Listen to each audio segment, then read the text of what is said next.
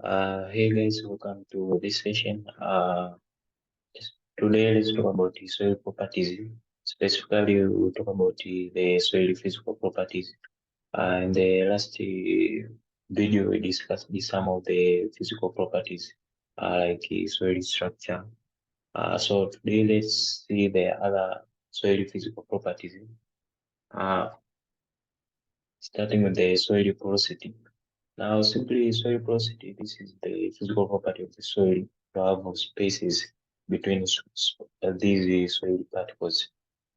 These particles like clay, silt, and sand, and between and within aggregates, or just clusters of soil particles. Now, all these soil spaces are known as the pore spaces. They are the portion of the soil occupied by air and water. Now, water displaces air in the soil, and consequently, the air content of the soil is inversely related to the water content. This means that high water content in the soil means there is less air within the soil. Similarly, low water content in the soil means that there is high air within the soil.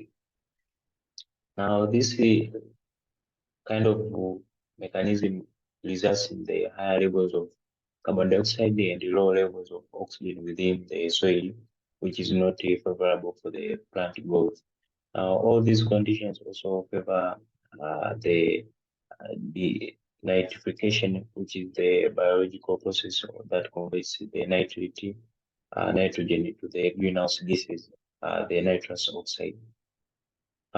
The soil air differs to the atmospheric air simply as the composition is more favorable within the soil, can be more humid and has a higher carbon dioxide and a lower oxygen content than the atmosphere.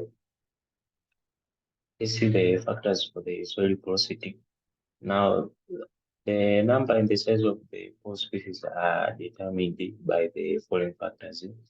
The first one is the size of the soil particles. Here we're talking about the soil texture. So simply how the soil texture of the soil will also determine the number and the size of pore species.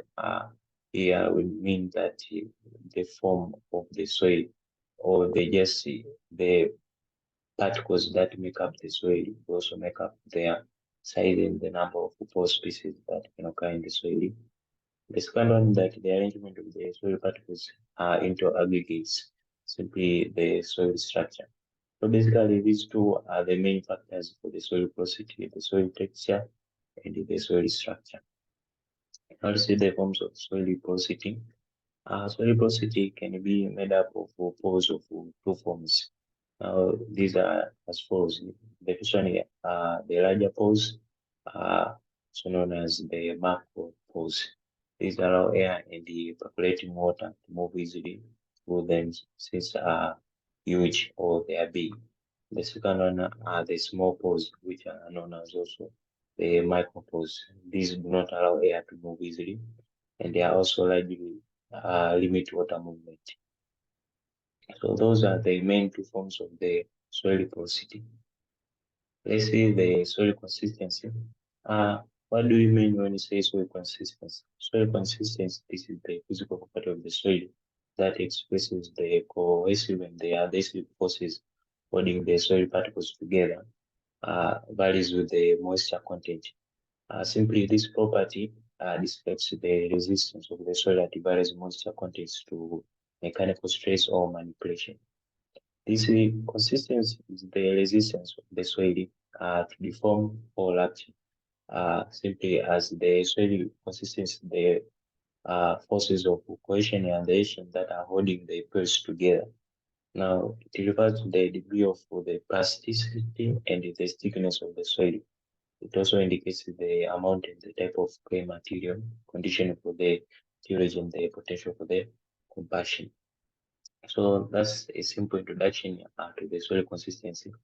Now, soil consistency indicates that where there are zones that may restrict the root growth and the seedlings emergence. So knowing about soil consistency is important for the plant growth and the cultivation.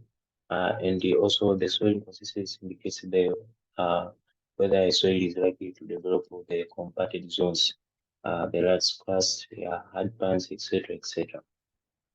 Now let's see the levels of soil consistency.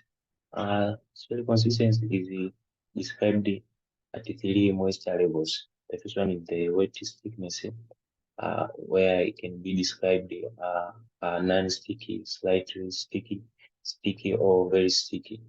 Also, plasticity can also be described as non-plasticky, slightly plastic, and very plastic. So all these can describe the level of the wet thickness of the soil.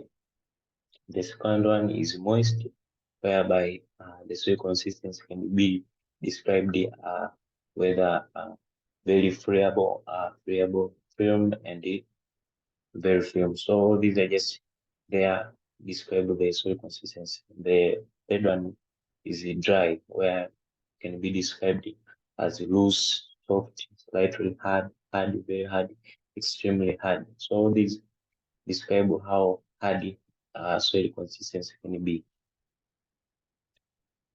So I hope it's clear, guys. Thank you for listening. We've discussed the two physical properties, soil consistency and the soil structure, which we discussed later, which we discussed before. And all of these, I think they are clear. We discussed also the soil porosity, which is the amount of species.